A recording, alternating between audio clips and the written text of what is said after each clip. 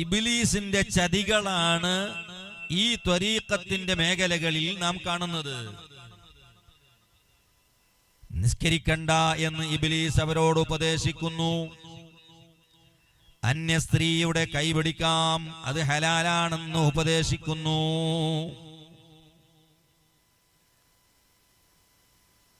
ഇങ്ങനെ ഈ കാലഘട്ടത്തിലെ തരീഖത്ത് എന്ന് പറഞ്ഞാൽ നേരെ ഉൾട്ടയാണ്. ചുരുക്കി പറഞ്ഞാൽ എന്റെ പ്രിയപ്പെട്ട സുഹൃത്തുക്കളെ, ചുരുക്കി ഫിൽ ജുംല പറയുകയാണെങ്കിൽ ഏതെങ്കിലും ഒരു മനുഷ്യനിക്ക് കള്ളു കുടിക്കാൻ തോന്നുന്നു എന്ന് വെച്ചോളാം.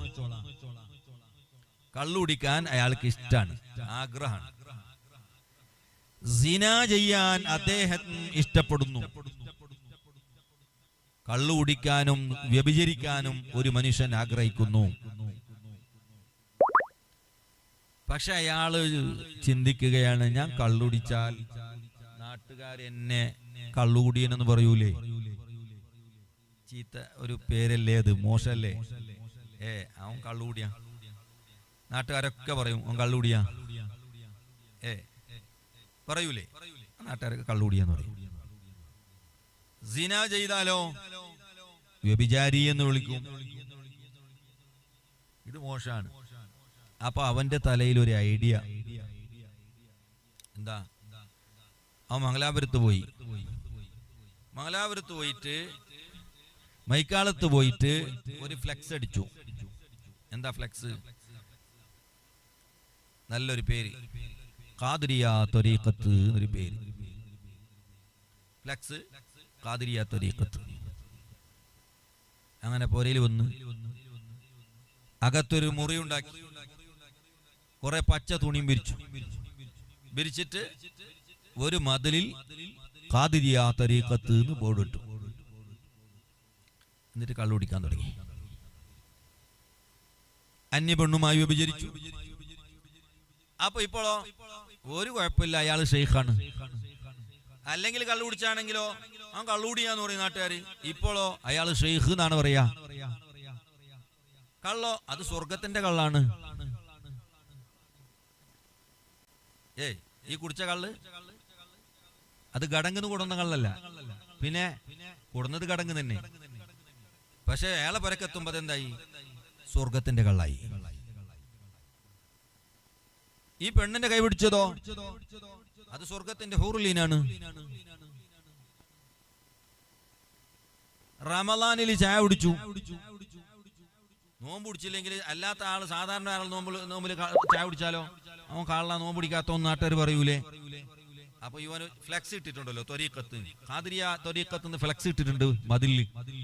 അപ്പൊ ഇയാൾ ചായ കുടിച്ചതോ അത് സ്വർഗത്തിന്റെ ചായ. സ്വർഗത്തിന്റെ ചായ കുടിച്ചാൽ നോമ്പ് മുറിയൂല, നോമ്പ് തീരെ ഇല്ല. പിന്നെ മുറിയെന്ന് എടുക്കും. നോമ്പ് മുറിയാണെങ്കിൽ നോമ്പ് തന്നെ വേണ്ടി, നോമ്പുള്ളവനല്ലേ നോമ്പ് മുറിയുന്നു. അപ്പൊ വളരെ എളുപ്പ വഴിയാണ്. വേണ്ട പെണ്ണുമായി വ്യഭിചരിക്ക, ഇഷ്ടം പോലെ കള്ളും കുടിക്ക, ഷെയ്ഖായിട്ട് ചമയും ചെയ്യ. മുരീദമാർ ഇഷ്ടം പോലെ വരുന്നു, സംഭാവനകൾ വരുന്നു, നേർച്ചകൾ വരുന്നു, ഇഷ്ടം പോലെ. എന്ത് സുഖത്തിന്റെ ജീവിതല്ലേ, 5 പൈസ നയിക്കണ്ട. ഇതാണ് ഈ കാലഘട്ടത്തിലെ മിക്ക തരീഖത്തിന്റെയും അവസ്ഥ. ചറ്റത്തരങ്ങളും തമ്മാടിത്തരങ്ങളും ഉദ്ദേശിക്കുന്ന ഒരാൾക്ക് ഇന്ന് ഏറ്റവും പറ്റിയ മേഖലയാണ് ഈ ത്വരീഖത്ത്. ഒരു ബോർഡ് ഇട്ടാൽ മതി, ഫ്ലെക്സ്. ഒരുത്തൻ ഖാദിരിയ തരീഖത്ത് എന്നിടുന്നു, പിന്നെ ഒരുത്തൻ ചിഷ്തിയ എന്നിടുന്നു, പിന്നെ ഒരുത്തൻ സുഹ്റവർദിയ എന്നിടുന്നു, വേറൊരുത്തൻ നക്ഷബന്ദിയ എന്നിടുന്നു. ഇല്ലാത്ത തരീഖത്തും ഇല്ല, എല്ലാം ചില ആൾക്ക് ഉള്ളതെല്ലാം ഉണ്ട്. നക്ഷബന്ദിയുണ്ട്, സുഹ്റവർദിയുണ്ട്, ഖാദിരിയുണ്ട്, ചിഷ്തിയുണ്ട്, ഒക്കെ ഉണ്ട്. സുബ്ഹാന ജല്ല ജലാലു. പ്രിയപ്പെട്ടവരെ, ഒരിക്കലും ഈ ചതിയിൽ പെട്ടുപോകരുത്. ഇതല്ല ത്വരീഖത്ത്. മുടി കൂടുതൽ വളർത്തുന്നത് അതല്ല ത്വരീഖത്ത്. ചില ആളുകളെ മുടി ഇതുവരെ ഉണ്ട്. പെരടീന്റെ ഇപ്പൊ കുറെ മൊയിലാമാരും അങ്ങനെ മുടി വെക്കാൻ തുടങ്ങി. ഇനി എന്താണാവോ, അല്ലാഹു അഅലം. തലയെക്കെട്ട് കെട്ടിട്ട് രണ്ട് സൈഡിൽ ഇങ്ങനെ മുടി റൗഡികളെ പോലെ, എന്നിട്ട് ഒരു കളറിന്റെ തൊപ്പിയും ഒരു ബെൽത്തമുണ്ടാസും, രണ്ട് സൈഡിലും മുടി. ഇത് മൊയ്ലാമാർക്ക് പറ്റിയ വേഷമാണോ? ഇത് മൊയ്ലാമാർക്ക് പറ്റിയ വേഷമാണോ? പണ്ട് ഏതോ റൗഡുകളിൽ കണ്ടുകൊണ്ടിരുന്ന ഈ മുടി ഇന്ന് പല ഉസ്താദുമാർ മൊയ്ലാമാർ വെക്കാൻ തുടങ്ങി. മൊയ്ലാമാരെ ഒരു വേഷമില്ലേ? റൗഡികളെ വേഷ മൊയ്ലാമാർ വെക്കണ്ട്. സുബ്ഹാന ജല്ല ജലാലു. നിങ്ങൾ കണ്ടില്ലേ കുറെ മൊയ്ലാമാരെ മുടി വെച്ചിട്ട്? എന്ത് കോലാണ്! അങ്ങനെ ഈ ത്വരീഖത്തുകാർക്കും മുടി ഇങ്ങനെ മുടി വെച്ചെടുക്കും. പിന്നെ കയ്യിലോ ഊടരുബളെ,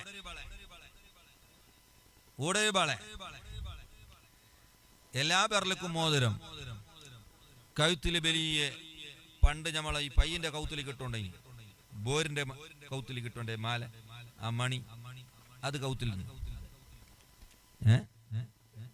ചങ്ങലല്ല, ചങ്ങല ഭ്രാന്തം വരക്കണം. ഈ കഴുത്തിലേക്ക് മാല, ഒരു കറുത്ത ഷർട്ട്,